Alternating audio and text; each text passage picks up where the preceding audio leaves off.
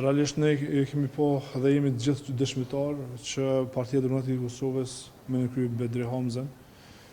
kemi qenë të vullnetshëm që të bëjmë një zgjidhje të situatës aktuale politike që rrjedh edhe me zgjedhjen e presidentit të Republikës së Kosovës.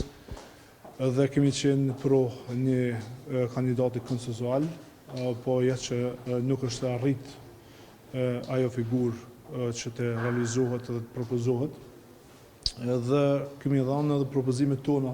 si Partia Demokratike e Kosovës dhe fatkeqësisht shohim një lloj arrogance tek pushteti apo tek shumica parlamentare, që është edhe fituese e zgjedhjeve me 51%.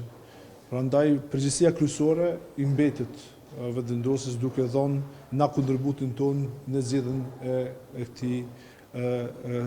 situate apo të kësaj situate. Prandaj me keqardhë dhe po shohim që jemi drejt rrugës së zgjedhjeve të reja dhe po shohim që më shumë ka qenë i angazhuar zoti Kurti se si t'ia lej fajin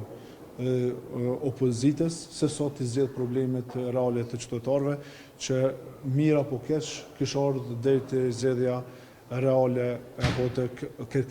pranimi i kërkesave të qytetarëve dhe punimi drejt zgjedhjeve reale. So kishte qenë e kujdesshme, përgjithshme qeveria Kurti, ne jemi shumë skeptik sepse kemi pa qeverinë Kurti në detyrë dhe kemi pa në udhëheqje dhe kemi pa që realisht ka pas shumë skandale, po gjithsesi ne si parti politike kemi qenë dakord që t'i japim shans Kosovës dhe votuesve të 28 dhjetorit që